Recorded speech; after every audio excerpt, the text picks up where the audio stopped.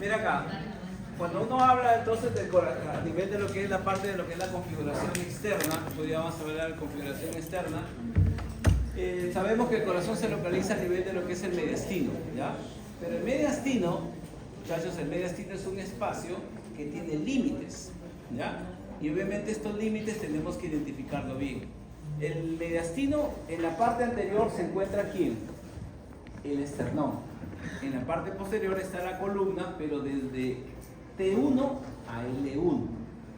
O sea, imagínate toda esta extensión, T1 a L1. ¿Y eso qué se debe? Porque justamente tu diafragma, que es inferior, se extiende hasta la apófisis sifoides anterior, pero su parte posterior es de base más ancha, es decir, va a ir a lo que es L1. Y arriba, lo que se llama la abertura torácica superior. Hay que ilustrar eso. Entonces aquí en este esquema podemos ver claramente, muchachos, mira, acá estamos viendo T1, ¿correcto? Hasta L1. ¿Estamos de acuerdo? Entonces acá el diafragma obviamente es irregular. Ya sabemos que el diafragma tiene una forma de campana, ¿no? Y acá está lo que es el esternón y acá está la abertura torácica superior. Ahora, este mediastino, ¿cómo se va a dividir? Porque hay que dividirlo en este caso. Se va a dividir en dos planos, pero el plano que divide al mediastino pasa por el ángulo de Lewis, que está obviamente entre el manubrio esternal y el cuerpo esternal. A ese nivel se encuentra el ángulo de Lewis y luego se traza un plano hasta el borde inferior de la T4, ¿no? Entonces, tomando en cuenta eso, yo ya tengo arriba el mediastino superior y abajo el mediastino inferior. Muy bien, ahora es aquí en este mediastino inferior en donde vamos a localizar al corazón. ¿Pero en qué parte? Ven acá. Nos ubicamos y lo podemos identificar al corazón en la parte central. Entonces el corazón, los grandes vasos y el pericardio, todo ese conjunto ocupa el mediastino medio, que es parte del inferior. Por delante de ese saco está el mediastino anterior, que como ya sabemos acá vamos a encontrar algunas vértebras, algunas venas en este caso yugulares. También vamos a encontrar acá a lo que es la celda tínica, que hemos visto en el respiratorio, y en la parte posterior vamos a encontrar al esófago, que ya sabemos que lo recorre en todo su trayecto de la columna. Vamos a encontrar al conducto torácico, vamos a encontrar a la vena ácigos, a la hemiácigos. Entonces hay una serie de estructuras que van a estar acá localizadas en esta región. Entonces, con eso dejamos en claro que el corazón entonces se localiza en el mediastino medio inferior. ¿Ya? Mediastino medio inferior. Ahora, aquí tenemos entonces ya lo que es el contenido de todas las estructuras en las diferentes regiones. Ya se lo dejo para tu lectura. Bien, ahora hablemos ya de lo que es la generalidad, la situación del corazón. El corazón, como podemos ver acá, está en este caso localizado, recuerda, el mediastino de T1 a L1, pero el corazón de T4 a T8. A esas vértebras, donde está el nivel del corazón, se llaman vértebras cardíacas de Giacomini, ¿ya? Así se denominan con su epónimo respectivo. Otra cosa, el corazón, si bien es cierto, está en el diafragma, sobre el diafragma, pero los grandes vasos, las venas cavas, el tronco de la pulmonar, la aorta, son los que los van a mantener justamente fijo a las paredes, ¿no? Los van a mantener en su posición. Y finalmente el saco pericárdico, que es el que va a darle la unión y la estabilidad hacia las paredes, en este caso del tórax, ¿ya? Otro dato más que vemos ahí es en cuanto a la forma. Sabemos que el corazón tiene la forma de una pirámide trunca invertida, pero esta pirámide trunca, ahí viene el tema, no es que la base superior y el vértice inferior, no, la base es posterior, el vértice es anterior y orientado hacia la izquierda. De ahí entonces que vamos a ir viendo poco a poco justamente cómo es que tenemos que ir identificando el corazón. Sabemos que el vértice es el ápex, ¿no es cierto? Y el ápex sabemos que es la punta del corazón. Una de las cosas que tenemos que aprender es que a nivel del corazón, cuando tú tienes que identificar, por ejemplo, ¿cómo sabemos clínicamente que un corazón está dentro de sus rangos normales? O sea, sin radiografía, sin nada, ¿no? Lo que normalmente se hace es identificar en dónde está el choque de punta. ¿Qué es el choque de punta? Es el golpe que uno siente en los pulpejos de los dedos cuando tú colocas tus dedos entre el cuarto o quinto espacio intercostal izquierdo del tórax, a nivel de la línea medio clavicular. A ver, todo ese floro, ¿cómo lo resolvemos? Tenemos nuestra clavícula, ¿sí? Nos ubicamos en la mitad, trazamos una vertical, ese se llama línea medio clavicular. Y luego, desde el primer espacio, porque acá tú tienes tu clavícula, y empiezas a contar debajo tus espacios intercostales, y empiezas a bajar hasta el cuarto o quinto. ¿Por qué, doctor, cuarto o quinto? ¿Por qué no es un solo espacio? Porque obviamente las personas tienen un tórax variable, ¿correcto? Entonces, la contextura no es la misma, por eso se utiliza cuarto o quinto espacio intercostal.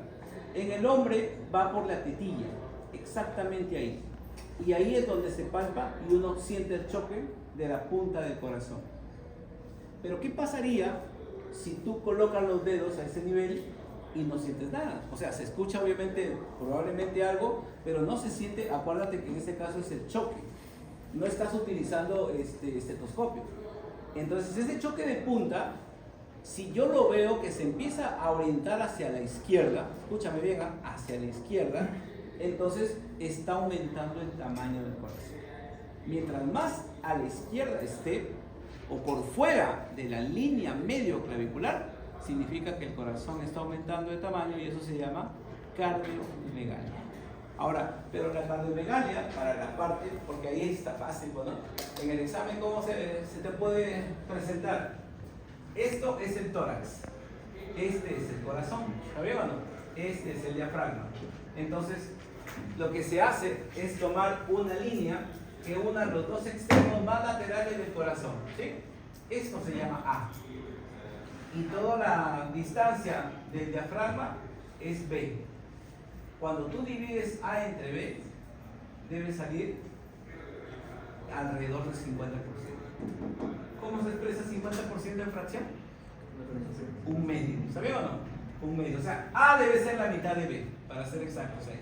A la mitad de B. Y eso es el 50%.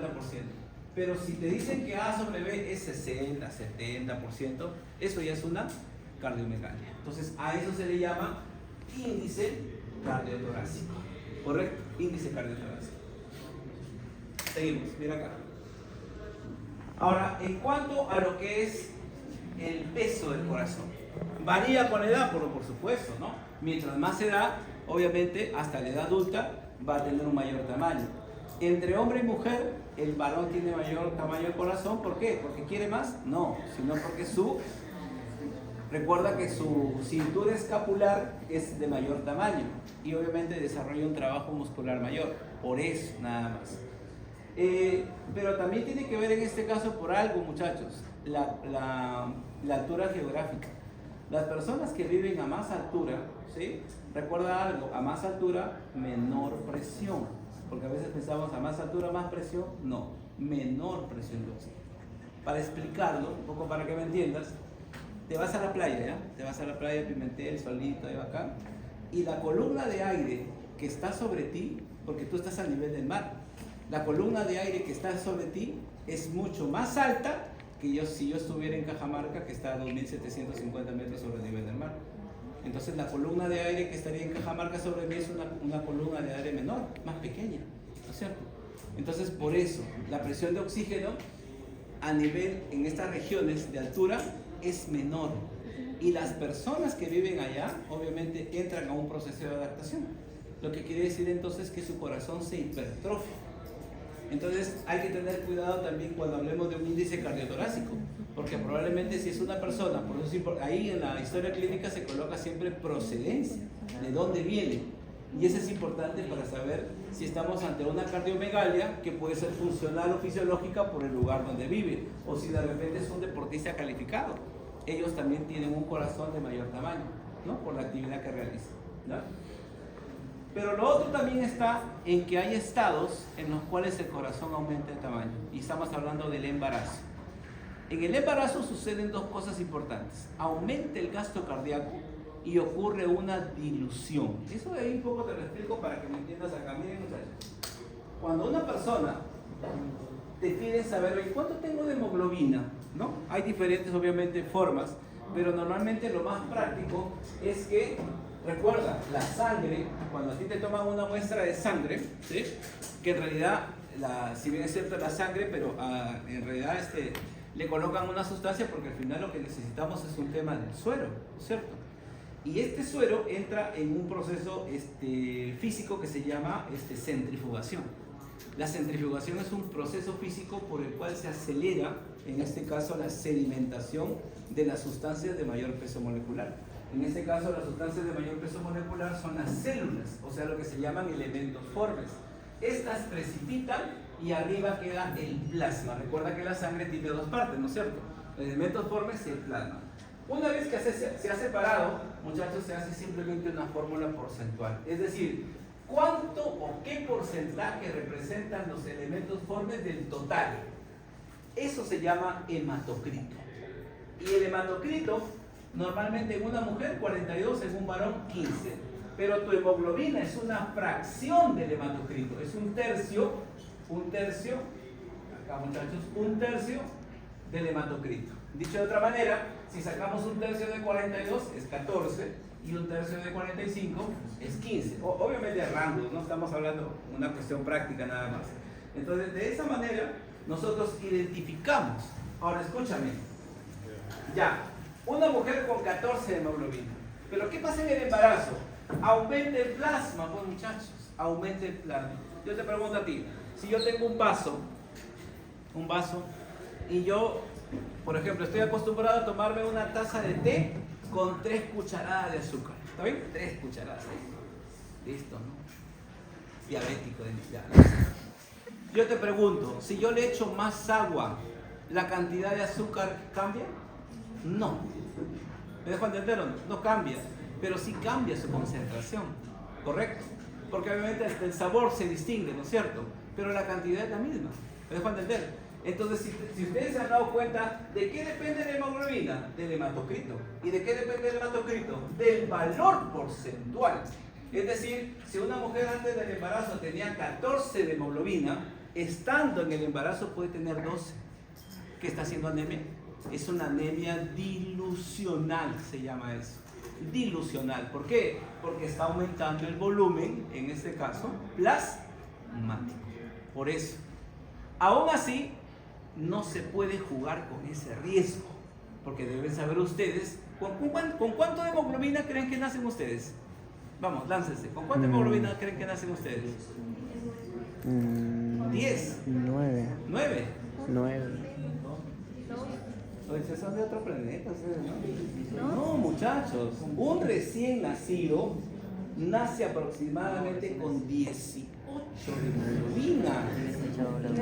Porque durante los primeros 6 meses es que lactancia materna, ¿no es cierto? Exclusiva, ¿no es cierto? Lactancia materna exclusiva. ¿Y esa lactancia materna tiene hierro? No, no hay hierro ahí. ¿Estamos de acuerdo? Lo que indica entonces que durante esos meses de hemoglobina de 18, llegado a tu control CRE, ¿no? A los 6 meses, va a llegar con 12, con 13. ¿Correcto? Obviamente, si te toman la muestra y te encuentran 10, estás en anemia, ¿no? ¿Sí? Pero es porque no empezaste no naciste con 18, naciste con 16, con 15. Pero ese valor 15 es bajo. Por eso es que el antecedente, mamá con anemia, hijo con anemia. Y es por eso que se maneja ahora la anemia gestacional desde el inicio, ¿no? Pero para que veas entonces esta parte, ¿no? Y ahora, ¿qué tiene que ver todo eso con el corazón? Pues justamente al haber una anemia dilucional, el cuerpo lo entiende. ¿Qué transporta qué transporta en este caso la sangre? Hemoglobina. Y la hemoglobina transporta el oxígeno. Correcto. Entonces eso se va a evidenciar como una disminución del oxígeno. Por lo tanto, tiene que haber una hipertrofia. Tiene que crecer el corazón para aumentar el gasto cardíaco. ¿Correcto? Pero luego este corazón vuelve a su estado original. ¿Por qué? Porque ya obviamente después del parto, nuevamente los elementos, en este caso que había modificado, se eliminan y el corazón vuelve a su estado normal. Pero es algo fisiológico esta parte de acá. Ya, seguimos.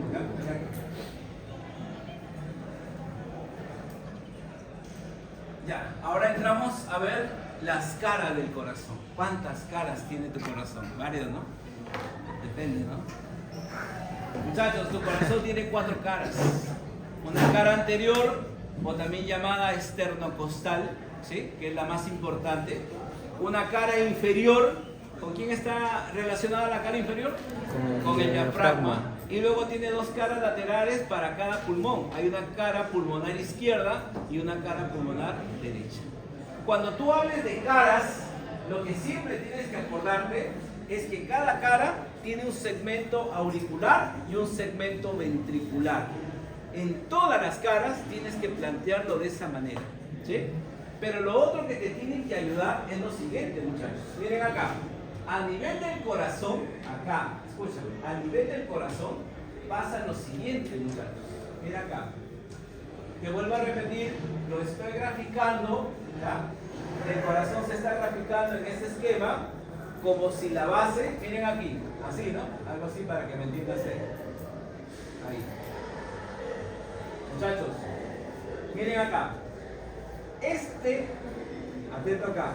Eso que estoy graficando ahí, recuerda que acá está el ventrículo, muchachos, el ventrículo izquierdo y el ventrículo derecho. ¿Estamos de acuerdo o no? ¿Sí?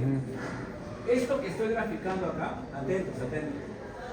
Esto que estoy graficando acá, esto es lo que se denomina el surco interventricular. Pero en este caso, como yo lo estoy mirando, estoy en la cara anterior, se llama surco interventricular anterior. Y obviamente, así como hay un anterior, hay un posterior. ¿Acá? Eso hay que tomarlo en cuenta para diferenciarlo, escúchame bien, del otro surco que es acá. Recuerda que acá, ¿quiénes están? ¿Las aurículas o no? Sí, acá están las aurículas, muchachos. Y por acá aparece otro surco. Miren acá. Acá aparece otro surco. Ahí. ¿Sí? Ahí. ¿Estamos de acuerdo? Este surco que divide aurículas de ventrículos, ¿estamos de acuerdo? O separa aurículas de ventrículos, se llama surco ¿qué? Coronario. Coronario. ¿Estamos de acuerdo? Surco coronario. Normalmente por el surco coronario vamos a encontrar a las arterias coronarias, ¿correcto? Estas van a estar localizadas acá, mientras que por los surcos interventriculares son las ramas de las coronarias, ¿correcto? Entonces, esto de acá es lo que vas a tener que ubicar en cada cara, para ir viendo entonces esa diferencia. Y otra cosa, cuando el docente, no sé si lo conozcas, te quiera fastidiar con alguna pregunta, te estoy dando datos, normalmente lo que quiere entramparte, ¿no? Para la pregunta es que si ya sabes cuáles las ramas de cada arteria coronaria, te va a entrampar con los surcos.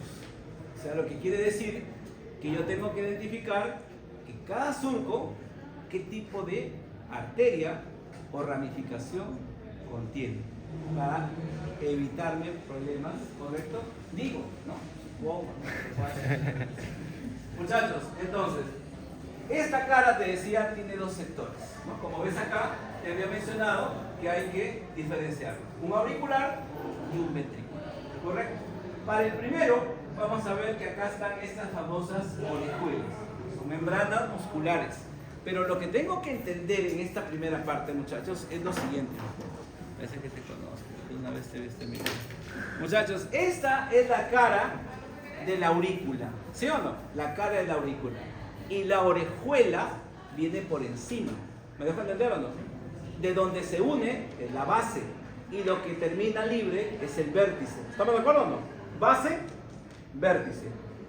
Y lo que menciona es esto, que entre la cara de la aurícula, esta es la cara, y la orejuela, hay vasos sanguíneos. ¿Me dejo entender o no? El vaso está entre la cara y la orejuela. Otra cosa que tienes que entender, una cosa es que haya un vaso que esté debajo de la orejuela y otra cosa es que veas un vaso a nivel del borde de la orejuela. ¿Estamos de acuerdo? ¿Sí? En el borde significa que ya está en el límite, ¿no? Pero en el cuerpo significa que está cubierto totalmente. ¿Estamos de acuerdo? Eso es lo que tienes que entender para esa parte. Entonces acá, dicho de otra manera, las dos orejuelas son la derecha y la izquierda. Y a nivel de la derecha te está diciendo que esta orejuela cubre una parte de la aorta. Ten cuidado. Alguien dirá, pero ¿por qué la aorta en la derecha? Lo que pasa es que la aorta tiene una oblicuidad. Y esa oblicuidad obviamente va a irnos o va a llevarnos hacia el lado derecho. Pero ojo, no está diciendo que cubre toda la aorta, sino que cubre una parte de esa pared. A nivel izquierdo es más fácil. Pero acá te decía, aquí hay dos vasos. Aquí no cubre totalmente, en este caso, lo está cubriendo a la arteria, o en este caso, perdón, a la vena pulmonar superior izquierda. Pero en el vértice, por eso te decía, el vértice es la parte, esta es la base de la orejuela, y el vértice sería donde termina. A nivel del vértice va a cubrir parcialmente a lo que es el tronco de la pulmonar. El tronco de la pulmonar. Entonces, en resumen, nos queda claro eso. Dos orejuelas, la primera, ¿a quién cubre? A la aorta. Y la segunda, cubre primero ¿a quién? A la vena pulmonar superior izquierda y abajo al tronco de la pulmonar. ¿Estamos de acuerdo? Eso es en el sector ¿qué? Auricular. En el sector ventricular, vamos a ver que esta región está dividido, ahora sí me puedes entender, ahí está, por el surco que interventricular anterior. ¿Sí? ¿Y quién está en ese surco? La arteria interventricular, del mismo nombre. Ahora aquí volvemos a hacer una pausa, muchachos. Pregunta clásica de examen para cualquier nivel, ¿eh? O sea, hablar de arterias coronarias, o sea, es una pregunta que no la podemos evitar para ningún tipo de examen. Ni para internado, ni para renal, ni para accidentado, ni para anatomía, para nada. Muchachos, las coronarias, escúchame bien acá, y aquí vamos a hablarlas, pero hablarlo acá, esto acá lo básico. Hay dos coronarias o no, derecha e izquierda, ¿sabían o no? Esta izquierda es una pregunta típica de esto. La izquierda, acuérdate de algo, voy a escribirlo acá para no olvidarlo. Sus ramas terminales, recuerda que también hay ramas colaterales. Pero ¿cuáles son las ramas terminales de la izquierda? Muchachos, esta de acá tiene dos nombres. Se le llama descendente anterior, ¿correcto? O también se le llama, a ver, ¿qué significa eso, muchachos? Interventricular anterior. ¿Qué es la que estamos mencionando o no? Sí. Se le llama descendente anterior o interventricular anterior. Y la otra, muchachos, acá, circunfleja. Muchachos, el nombre, escúchame, circunfleja significa que circunda, rodea. Ah, ya. Si es circunfleja, mira la forma. ¿Por dónde va a pasar?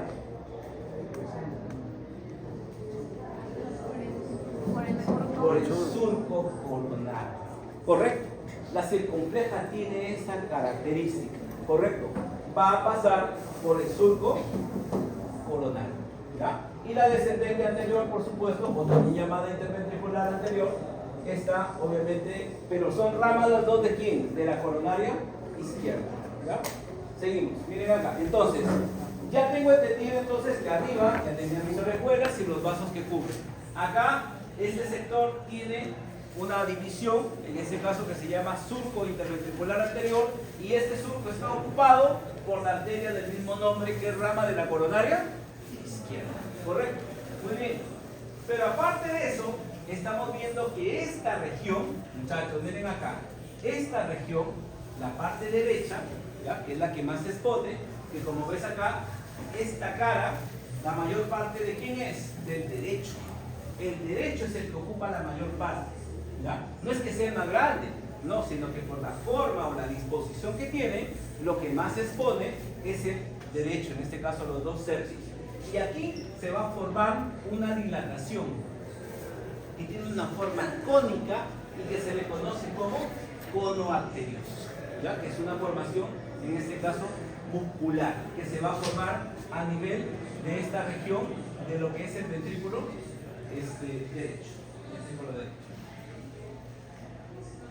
La siguiente cara, mira acá, cara inferior, o también llamada cara diafragmática. Esta cara, muchachos, igual, como pueden ver, ¿tiene dos segmentos o no? Sí, pero ¿quién lo divide? Lo divide el surco, acá está, coronario. ¿Ya me entendiste acá o no? Alguien dirá, aguanta. ¿Cómo que surco? Por eso es importante tener el tema de la imaginación. Vuelvo a repetir, esta es la base y este es el vértice. El corazón no está así. ¿Cómo hemos dicho que está el corazón? ¿Sí o no? Así, la base posterior y el vértice anterior. ¿Y dónde está el surco coronario? ¿Está bien o no? El surco está acá. Acá están las aurículas y acá están los ventrículos o no. El surco está acá. O sea que, ya. Ahora entiendo por qué la base, si me dejo entender o no, por qué la base está dividida por el surco coronario. ¿Está bien o no? Listo. Ahora, ese surco que está abajo, correcto, ese surco coronario lo divide de forma desigual. Porque la mayor parte, ¿para quién es? Para el ventrículo. ¿Cuánto? Los 4/5. Imagínate, la mayor parte del ventrículo y solo una quinta parte que sería posterior o no. ¿Quién está atrás? ¿Quién estaba atrás? Las aurículas. Las aurículas son posteriores. Los ventrículos en este caso son anteriores. Pero el ventrículo sería los 4/5 anteriores. Y las aurículas que sería el quinto posterior. ¿Correcto? Muy bien. Entonces, en este segmento, ahora sí, una vez que ya sé que el surco coronario, muchachos, el surco lo dividió así o no. Ahora quédate en la base. En la base.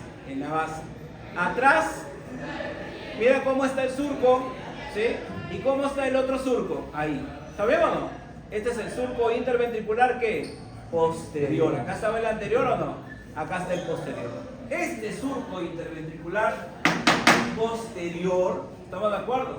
Va a estar acá dividiendo a este segmento, al segmento ventricular. Y mira, aquí vamos a encontrar a las ramas de la... Entonces ya entendiste, la interventricular anterior está en el surco interventricular anterior, que es rama de la coronaria izquierda, pero la posterior, correcto, tiene ramas de la coronaria derecha, correcto, de la coronaria derecha. Finalmente, muchachos, la porción izquierda, ¿ya?, de este surco, como ves, tiene ramas de quién. Acá está, pues. ¿Estamos de acuerdo o no? ¿Ramas de quién? De la circunfleja, correcto.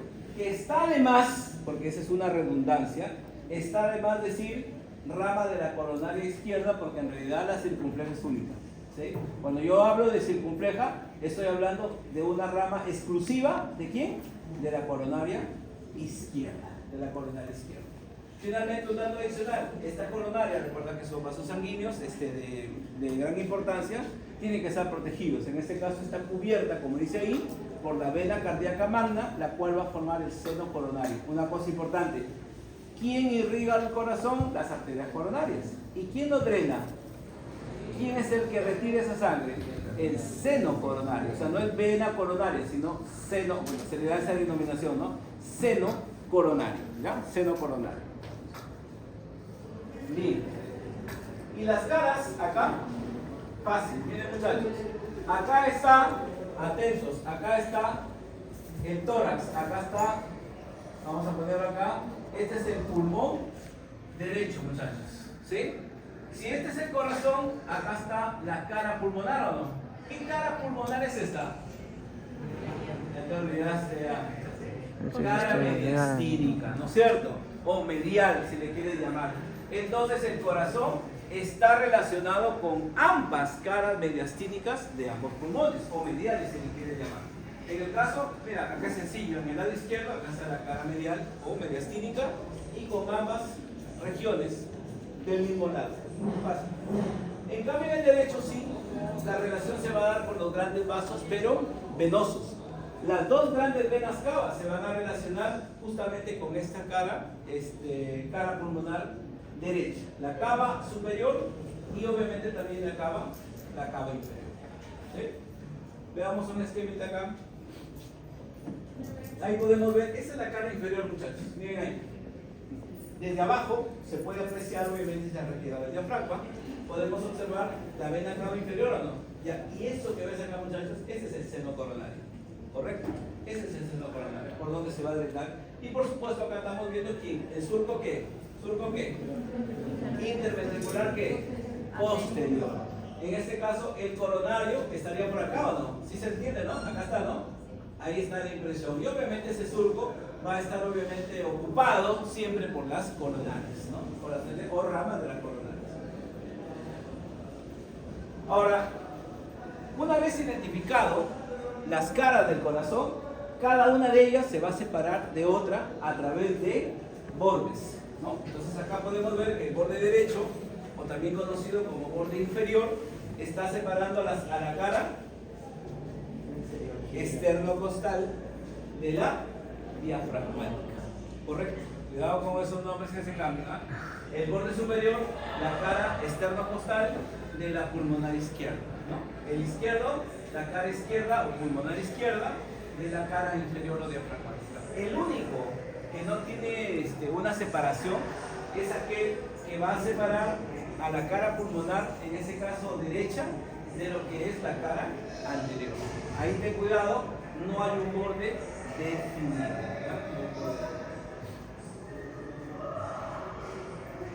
Bueno, y ahí estaba, muchachos, lo que habíamos nuevamente, ¿no? Otra vez, estábamos con el plumón acá. Base, vértice, base, posterior. Pero recordemos que cuando yo pongo el surco, por eso te mencionaba, yo pongo el surco, arriba son las aurículas, ¿no? Y abajo los ventrículos. Pero si esto lo llevo hacia atrás, ¿quién está hacia atrás? Las aurículas. Por eso dice acá que la mayor parte está formado ¿por quién? Por ambas aurículas, a predominio de la izquierda. ¿Estamos de acuerdo o no? ¿Sí? Ten cuidado con eso. Obviamente acá el surco que nos va a dividir, y vamos a ver entonces acá que los orificios, en este caso los orificios de las venas cavas, recuerda que las venas cavas ¿a dónde van? ¿A qué aurícula? ¿Derecha, izquierda? Derecha. Estos de acá están reunidos por el seno de ambas venas. Ambas venas presentan en ellos una hendidura que se llama en este caso el seno venocavo o el seno de las grandes venas cavas, ¿ya? Y a la derecha, a la izquierda, perdón, las cuatro venas pulmonares que ya sabes que llegan dos de cada pulmón. Finalmente el ápex, que ya te lo había explicado, ¿no? Acerca del espacio intercostal. ¿Qué tiene de importancia, muchachos? Nuevamente, ubícate en el corazón, bien feo este corazón, ¿no? ¿Quién estaba adelante? El surco interventricular, ¿o no? Anterior, y acá el surco interventricular posterior. Muchachos, los dos bajan. Y se supone que en el ápex se deben de unir, ¿o no? Sí, los dos se unen, pero no se unen exactamente en la punta del ápex, sino lo hacen a 1 o 2 centímetros a la derecha, ¿correcto? Como lo está mencionando acá, a 1 a 2 centímetros de la derecha del ápex exclusivamente. Pero ahí van a formar esta cisura, la cisura del vértice del corazón, ¿no? Seguimos. Bueno, está la base y veamos la vascularización, ¿no? Aquí nos piden entonces entender a estas arterias. Son dos arterias. ¿De dónde nacen? Nacen de la aorta ascendente a nivel de los senos de Valsalva, ¿ya? Senos de Valsalva. Y miren eso de acá. Miren acá, muchachos, miren acá. El calígrafo. O sea, porque uno dice, oye, pero las arterias coronarias son grandes. Las arterias, la aorta es bastante grande, ¿no? ¿Por qué las coronarias son tan delgadas, no? Ese calibre, ¿no? Menos de 1 centímetro, 1 a 5 milímetros, ¿no? 3 a 5, perdón, milímetros. Muchachos, y aparte tiene otro problema. Volvemos otra vez. El surco es así o no, ¿sí? Entonces tiene una disposición muy particular. ¿Por qué? Porque normalmente si nosotros vemos nuestro miembro superior, podemos ver que las venas están en el trayecto, en el sentido de la gravedad. ¿Estamos de acuerdo? Pero en este caso son así. O sea, están en un sentido en este caso transversal. ¿Estamos de acuerdo? Ya, ¿y eso en qué influye? Influye en lo que es la velocidad del flujo sanguíneo. El flujo sanguíneo obviamente tiene una velocidad, pero al estar en sentido horizontal, la velocidad disminuye. Ya, ¿y eso qué trae consecuencias? Trae consecuencias a que si una persona tiene en su sangre sustancias que tienen una alta concentración, volvemos otra vez a esta bendita palabra, concentración. Recuerden que la concentración es la cantidad de soluto disuelto en una solución química, ¿no? Acá en esa parte. Cantidad de soluto disuelto en una solución. Esa es concentración. ¿Qué pasa si alguien tiene un soluto de alta concentración? Vamos al ejemplo, colesterol LDL, ¿no? Recordemos que el colesterol que nosotros manejamos puede ser LDL, VLDL o HDL, ¿no? Que el HDL normalmente está presente en el pescado de sangre oscura, ¿no? En esos pescados azules, ¿no? La sangrecita, todo lo que te recomiendo, ¿no? Pero, ¿no? Lo que más abunda es el LDL. Entonces, el LDL, muchachos, si está en alta concentración, ¿qué va a pasar? En estas arterias que tienen menor flujo sanguíneo, menor velocidad de flujo sanguíneo, lo que va a ocurrir es que esa sustancia precipite. ¿Qué significa eso? Que va a empezar a pegarse a las paredes de las arterias. Y cuando una arteria se impregna de estas sustancias, se endurece. Y al endurecimiento de un vaso sanguíneo se le llama esclerosis. Por eso se habla de arterioesclerosis, que obviamente es un proceso, correcto, crónico, porque es de años, donde obviamente las arterias han estado expuestas a esas precipitaciones. Y es por eso que los infartos comúnmente ocurren en las arterias coronarias, porque tienen esa disposición, correcto, disposición en este caso transversa o transversal, debido justamente a que están en el surco coronario. Bueno, salimos de eso, muchachos. Entonces, esta arteria coronaria izquierda, ¿qué contiene? Ramas colaterales y ramas terminales. Te había hablado de eso de acá. Las ramas terminales son dos: la descendente anterior o interventricular anterior y la circunfleja. ¿Correcto? Pero también tiene otras ramas. Miren acá. Una cosa importante. Los vasos sanguíneos más grandes, que vienen a ser la aorta y la pulmonar, son las arterias de más grueso calibre. Y deben saber ustedes que esas arterias tienen a su vez sus propios vasos de nutrición. O sea, a ver si te acuerdas en español, ¿cómo es eso? O sea, la arteria, muchachos, voy a borrar esto de acá. La aorta, imagínate que así es la aorta, ¿no es cierto? La aorta, ahí. Y este es el calibre de su pared, por ejemplo, ¿no? Así es su pared, ¿ya? Su pared. ¿Sabían ustedes entonces que en la aorta, en su pared, vamos a encontrar vasitos más pequeños? ¿Cómo se llaman esos vasos que nutren a los grandes vasos? Se llaman los vasa vasorum. ¿Ya? Vasa vasorum. Y esas ramas que van a nutrir a esos grandes vasos son las ramas vasculares, que a su vez son ramas colaterales de la coronaria izquierda. ¿Ya? Seguimos. Luego vamos a ver, como puedes ver, hay una rama auricular, no hay ningún problema ahí, y también una rama adiposa, que como han visto en la mayoría de los esquemas, el corazón presenta en su cara anterior un tejido adiposo. Y en ese tejido adiposo llega justamente esta arteria, pero sin ninguna importancia clínica. Vayamos a las ramas terminales. La interventricular anterior, fácil, ¿no? ¿Por qué? Porque estamos viendo acá que va a llevar tres ramas. Y para que te plantees ahí. Una para el ventrículo izquierdo, una para el ventrículo derecho y una para ¿quién? Para el septum. ¿A quién se le llama septum? Al tabique interventricular. Punto. No le des muchas vueltas. Y la circunfleja, que ya sabemos que está justamente por el surco coronario, acá lo dice, ¿no? Recorre la porción izquierda del surco coronario, para que no te queden dudas. Esta tiene una rama importantísima, ¿no? recuerden ustedes que cuando veamos el sistema eléctrico del corazón, vamos a estudiar el nodo sinusal. El nodo sinusal es el marcapaso cardíaco. Y ese marcapaso tiene una irrigación, pero tiene una doble irrigación. Las dos coronarias lo van a nutrir. La derecha en un 55%. Y la izquierda, que como ves acá, en un 45%. ¿Correcto? Pero está, en este caso, irrigada por ambas arterias, ¿ya? En el caso de la derecha, de la izquierda, con un 45%. Y finalmente, vamos, esas son las ramas auriculares, ¿no? Porque hay que recordar, ¿en dónde se localiza el nodo sinusal? En la aurícula derecha, correcto. Y finalmente, muchachos, las ramas en este caso ventriculares, que van a ser ramas en este caso pequeñas como la marginal, ¿no? La rama en este caso de las partes anteriores izquierdas, pero son en este caso ramas casi como colaterales se podrían llamar. Pero la de importancia clínica viene a ser la del nodo sinusal, ¿ya? Me pasé de tiempo, muchachos. Jueves, ¿a qué hora? Toda la tarde voy a estar en laboratorio 1 para entregar esos exámenes, ¿ya?